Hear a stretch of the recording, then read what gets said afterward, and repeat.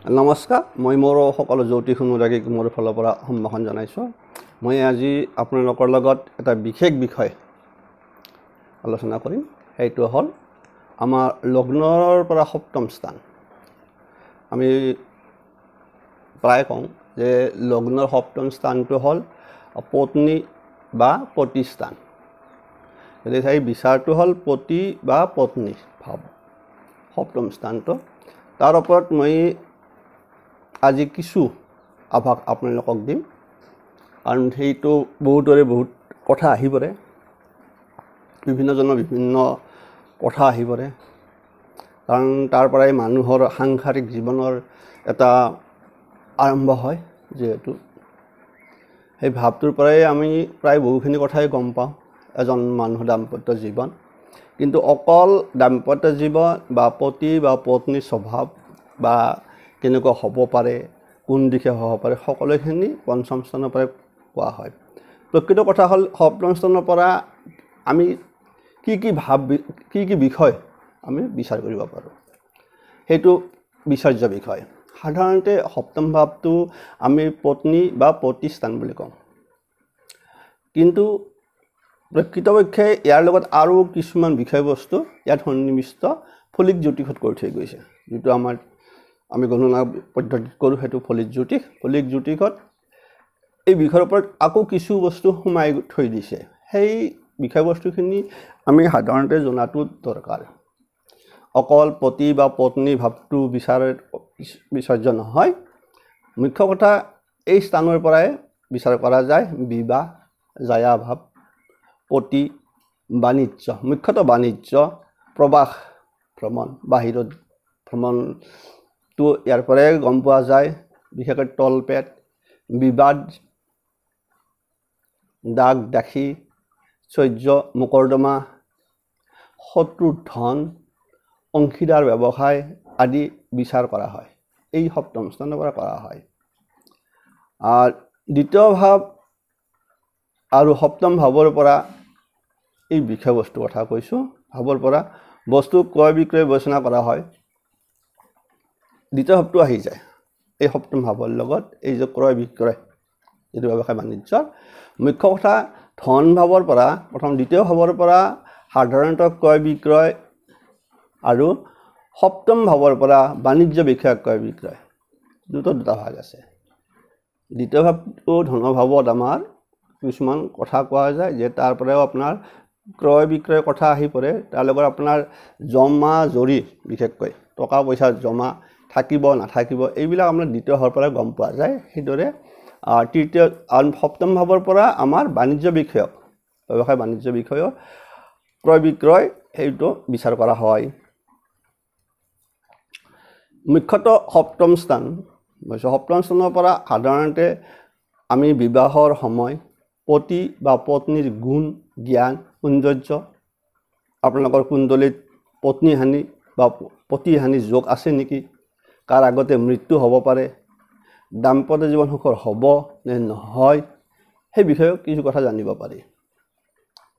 মোৰ আলোচ্য বিষয় হ'ল, এতিয়া আপোনালোকক এটা কথা কৈ দিছোঁ। মোৰ আলোচ্য বিষয়টো হ'ল আমাৰ এই সপ্তম ভাৱত আমাৰ যি বাকীকেইটা ভাৱ থাকে, আমাৰ গোটেই ৰাশি চক্ৰটোত লগ্ন সাপেক্ষে 12টা ভাৱ বিচাৰ কৰা হয়। গতিকে এই প্ৰত্যেকটা ভাৱৰ অধিপতি যদি আপোনাৰ সপ্তম স্থানত থাকে আহি, সেই বিষয়টোৱে আলোচ্য বিষয়। মই বাকীখিনি এটা সাধাৰণ আভাস দিছোঁ যে সপ্তম ভাৱটো কি হ'ব পাৰে। আপোনালোকৰ এই সপ্তম ভাৱত চাব, আমাৰ বহুত কথা গম পোৱা যাব। যদি আপোনাৰ ভাৱবিলাক কি আহি আছে, ভাৱপতি বিশেষকৈ তাৰ লগ্ন ভাৱৰ ভাৱপতি, দ্বিতীয় ভাৱৰ তৃতীয়, চতুৰ্থ, বিশেষকৈ প্ৰত্যেকটাৰে আপোনাৰ সেইটোৰে যদি অধিপতি গ্ৰহ আপোনাৰ ইয়াত আহি থাকে জন্মকালীন সময়ত, বিশেষকৈ জন্ম পত্ৰিকাত, সেই ফলবিলাক প্ৰত্যেকটা অধিপতিৰ অৱস্থান লৈ ফলবিলাক ইফাল সিফাল হ'ব। এইটো মুখ্য কথা। প্ৰথম কথা আহিল আমাৰ লগ্নটো মেইন। গতিকে লগ্ন ভাৱ, যদি লগ্নৰ অধিপতি গ্ৰহ বা এই ভাৱৰ অধিপতি যদি লগ্নৰ আপোনাৰ অৱস্থান কৰে সপ্তম ভাৱত, কিন্তু তেতিয়া কি হয় আপোনাৰ শত্ৰু বৃদ্ধি হয়। চাব, লগ্নপতি যদি আপোনাৰ সপ্তম ভাৱত থাকে তেতিয়াহ'লে আপোনাৰ কি হয়, শত্ৰু বৃদ্ধি হ'ব, অস্থিৰ বাস। তাৰমানে আপুনি য'তে নাথাকক কিয় আপোনাৰ স্থিৰতা নাথাকিব, প্ৰায়ে প্ৰবাস, মানে নিজৰ জন্মস্থানৰ পৰা বাহিৰত থকা।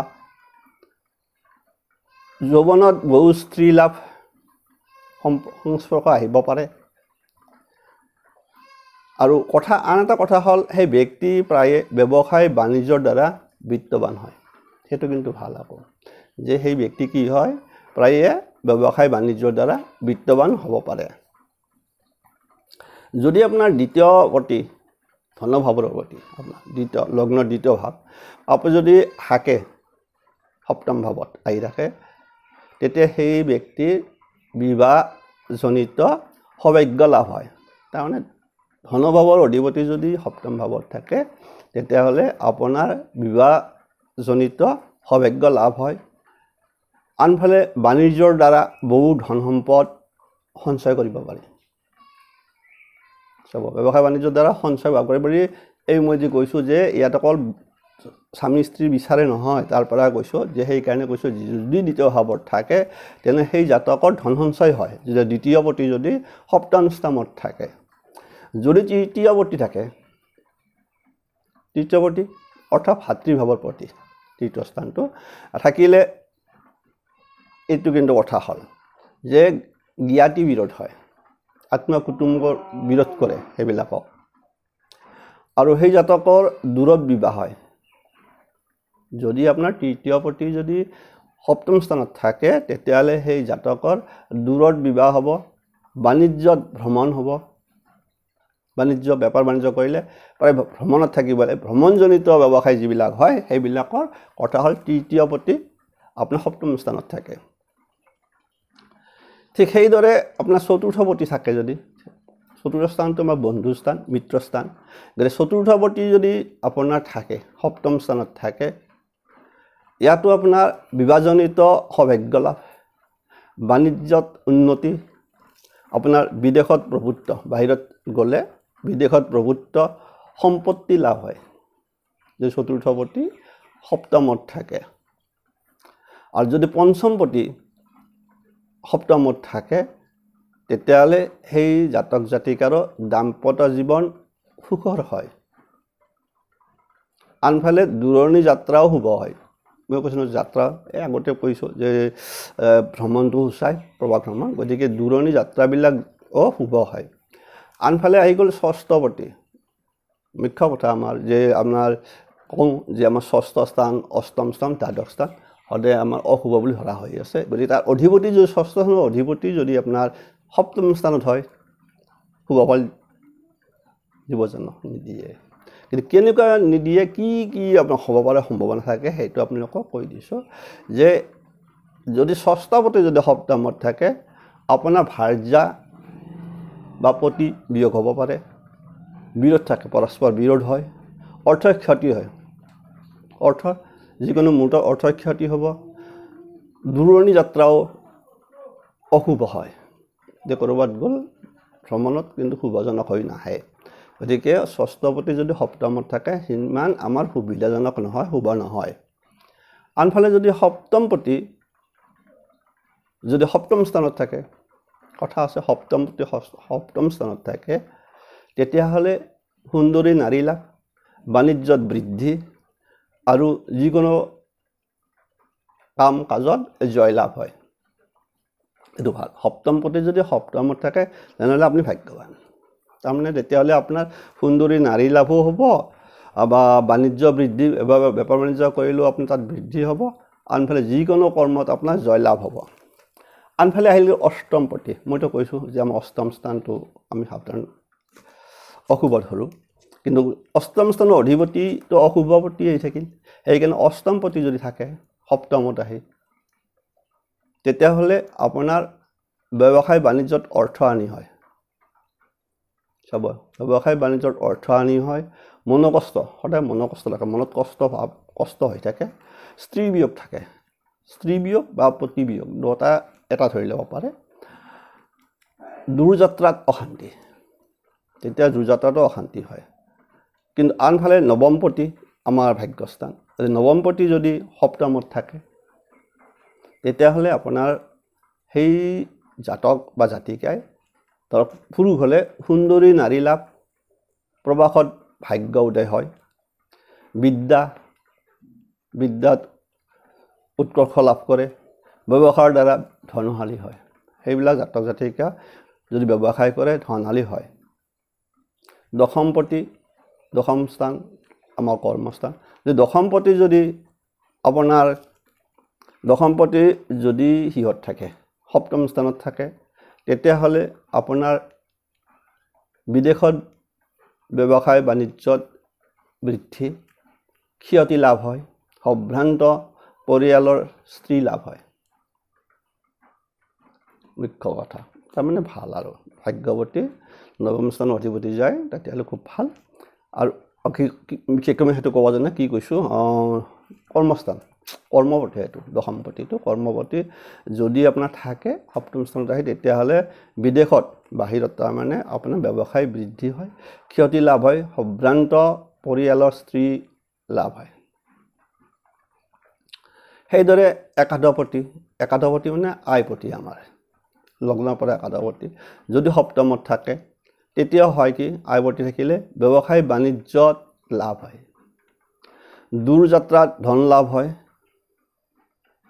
আনফালে বিবাহজনিত মিত্ৰতা আদি বৃদ্ধি পায়, যিটো সম্পৰ্ক এইবিলাক বৃদ্ধি পায়, মিত্ৰতা বৃদ্ধি পায় একাদশপতি যদি থাকে আইপতি।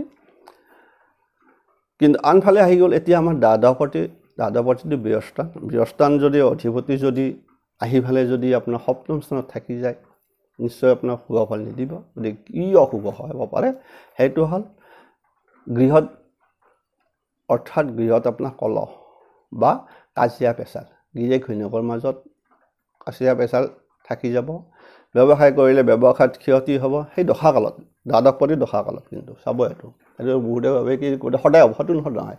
মুখ্য কথা সেই সময়খিনিত বা অন্তৰ্দশা বা দশাকালত খুব চান্স থাকে সেইবিলাকত। আনফালে মনস্তাপ, মনত সদায় এটা কষ্ট ভাৱ থাকি যাব। আৰু ব্যক্তিৰ পত্নী বা পতি প্ৰায়ে বিনাশ হয়, অথবা যদি বিনাশ নহয় তেতিয়াহ'লে চিৰৰোগীয়া হয়। এই যে আমাৰ যে কিছুমান মানুহৰ বিপৰীত লিংগ আপোনাৰ ৰোগীয়া হয়, এইবিলাক জাতক জাতিকাৰ সাধাৰণতে সপ্তম স্থানত দ্বাদশপতি বহি থাকে ব্যস্ত, তাৰমানে খৰচ বৃদ্ধি হৈ থাকে। এইখিনি হ'ল আমাৰ মুখ্য কথা। তাৰ বাহিৰেও আপোনালোকক এটা কথা মই এইটো ক'লোঁ যে এইকেইটা হ'ল আপোনাৰ লগ্ন সাপেক্ষে বা 1ৰ পৰা বা 12টা ঘৰৰ সপ্তম স্থানত থকা ফল। তাৰ বাহিৰেও আমি সপ্তম স্থানৰ পৰা আন এটা বিচাৰ কৰিব লগা বিষয় হ'ল যে সপ্তম স্থানত গ্ৰহ চব সেনেকৈ পতি বহি থাকিলে ভাল হ'বনে?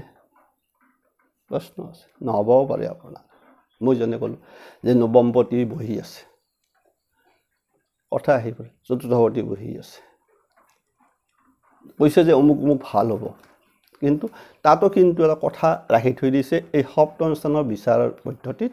সেইটো হ'ল যদি সপ্তম স্থানত যদি মংগল থাকে, আপোনাৰ সপ্তম স্থানত যদি আপোনাৰ ৰাহু থাকে, সপ্তম স্থানত যদি শনি থাকে, তেতিয়া সেই একে ফল পাব না? নাপায় আচলতে। তেতিয়া এই ফলৰ আপোনাৰ ফলাফলৰ ইফাল সিফাল হৈ যাব। মুখ্য কথা হ'ল কি সপ্তম স্থানত মংগল থাকিলে আপোনালোকে প্ৰায় জানে, প্ৰায়ে ক'ব যে এইটো মাংগলিক। তাৰমানে আমাৰ মাংগলিক বুলি কোৱাৰ লগে লগে মংগল যদি আপোনাৰ লগ্নত থাকে অথবা চতুৰ্থ স্থানত থাকে, অথবা সপ্তমত থাকে, অষ্টমত থাকে, দ্বাদশত থাকে, তেতিয়া সেই জাতক বা জাতিকা মাংগলিক হয়। জাতক হ'লেও হ'ব। গতিকে মাংগলিক ক্ষেত্ৰত আমাৰ এটাই মানুহ ধাৰণা যে খুব বেয়া হয়, আৰু কোনোবাতো আপোনাৰতো বহুত কিবা কিনি কৰি দিব। সেইটো সত্য, মাংগলিক হয়, কিন্তু কেতিয়াবা দেখা যায় যে সেই ক্ষেত্ৰত আমি এটা বিষয়বস্তু লক্ষ্য কৰিব লগা হয়। আপোনালোকক কৈ থৈ দিলোঁ,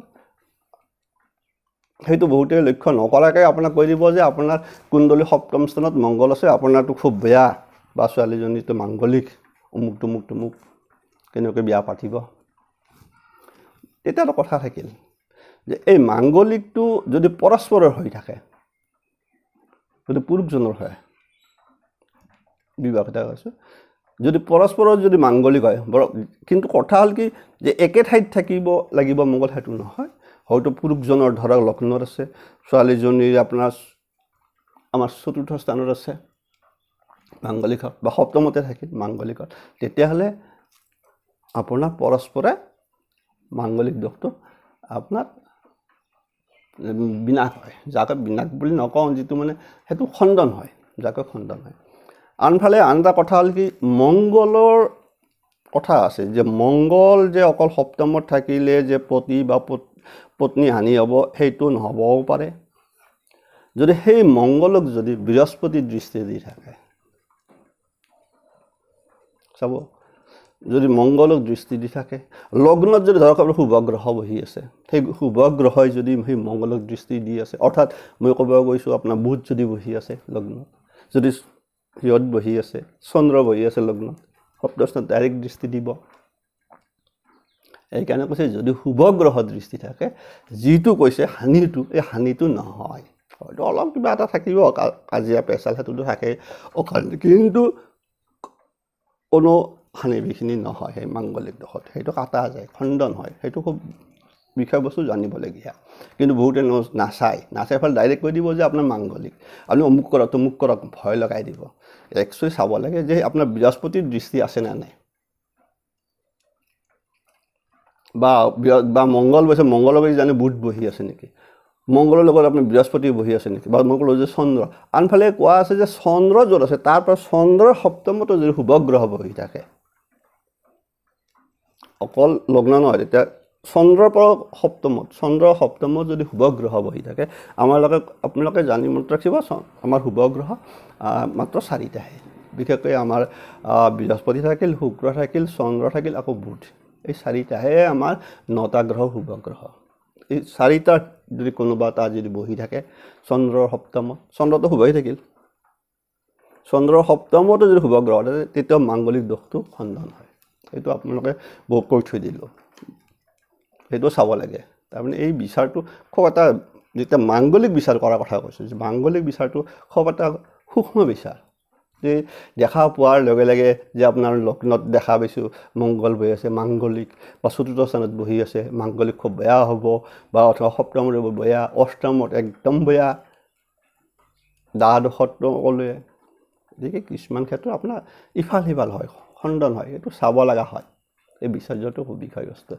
কিন্তু আনফালে যদি শনি বহি, মই যে ক'লোঁ এই যে শনিৰ কথা ক'লোঁ, শনি যদি সপ্তম স্থানত বহি থাকে, তেতিয়া সেই জাতক হওক জাতিকা হওক বিবাহৰ ক্ষেত্ৰত পলম হয়। পলমটো কেনেকুৱা পলম হয় আপোনালোকক মই কৈ থৈ দিলোঁ, যে সেই জাতকৰ বিয়া কেইবাবাৰো আপোনাৰ আগবাঢ়ি আকৌ ভাঙি যোৱাৰ সম্ভাৱনাটো প্ৰবল হৈ থাকে, আৰু ভাঙি যায়, সঁচা কথা ভাঙিয়ে যায়। বহুতে মোক বোলে ছাৰ এই ছোৱালী পাইছোঁ, মই ফোনত মোক কৈছে যে ছাৰ এনে কথা, আহি পেলাই ছাৰ চাই যায়, ইতিমধ্যে বহুতে আহি কিন্তু পচন্দ নকৰে, মোৰ বিয়া নহ'ব নেকি, বিয়া হ'ব।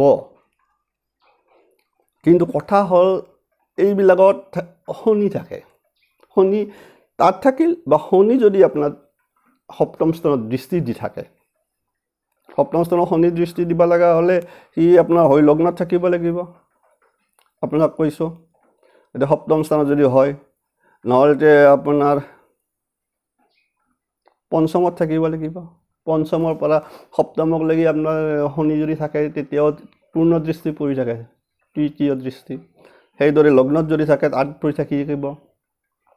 যদি আপোনাৰ দশম দৃষ্টি পৰি থাকে, মুঠতে সেই ক্ষেত্ৰত কি হয়, বিয়া বাৰুৰ ক্ষেত্ৰত আপোনাৰ বাৰে বাৰে সম্পৰ্ক ভাঙি যায়। প্ৰথম অৱস্থাত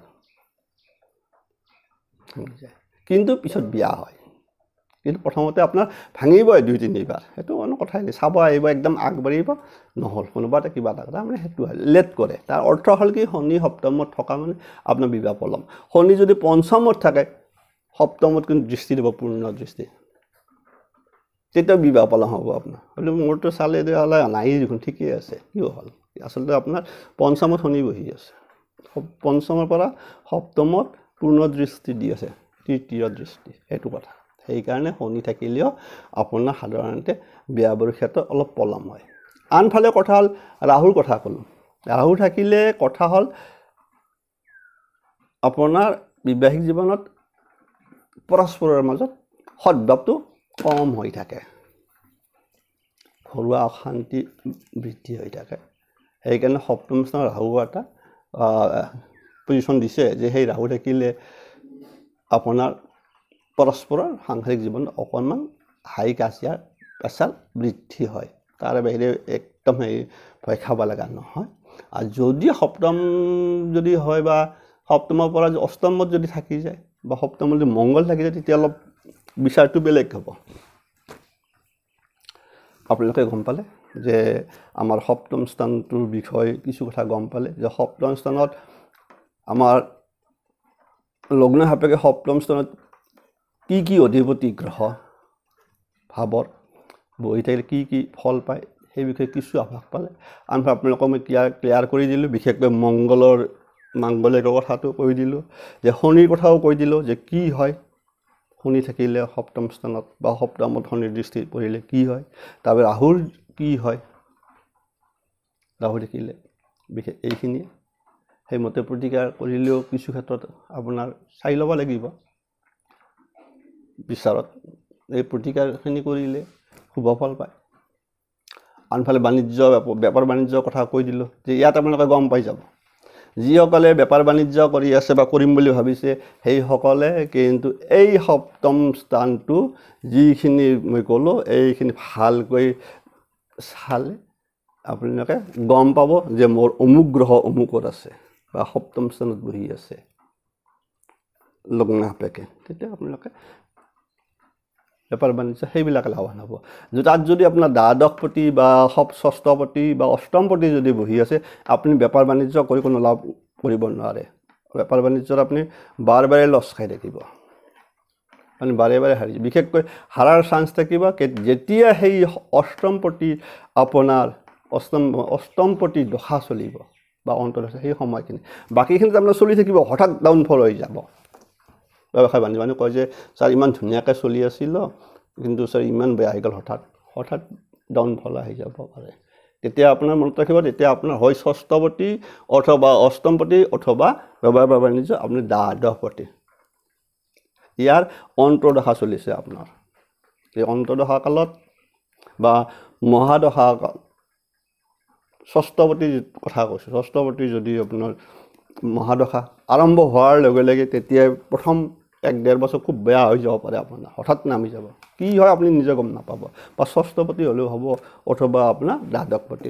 বেপাৰ বাণিজ্যৰ ক্ষেত্ৰত এই বিষয়বস্তুটো খুব বিচাৰ্য বিষয়।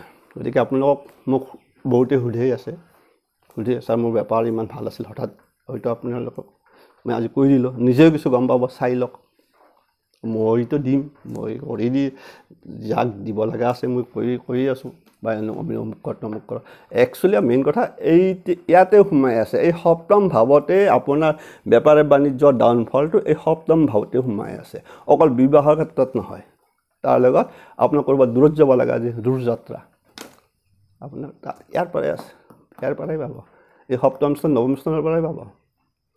দূৰত যাব লগা আছে যদি এৰিছোঁ, নিশ্চয় আপোনালোকে কিছু হ'লেও গম পাব এতিয়া সপ্তম স্থানৰ বিষয় ওপৰত কেনেধৰণৰ অধিপতি বহি গ্ৰহ থাকিলে। আনফালে অধিপতি গ্ৰহ বুলিও অকল নহয়, আনফালে তাত যদি শনি মংগল ৰাহুৰ অৱস্থান হৈ থাকে, তাৰ ফলটো আৰু সুকীয়া হ'ব। সকলোৰে মংগল হওক, সকলোৱে নিশ্চয় খুব এই বিষয়বস্তুটো অকণমান হ'লেও দুৰ্বলতা থাকে সপ্তম স্থানৰ ওপৰত। আজি আপোনালোকক কিছু কৈ দিলোঁ, আজিলৈ এৰিছোঁ।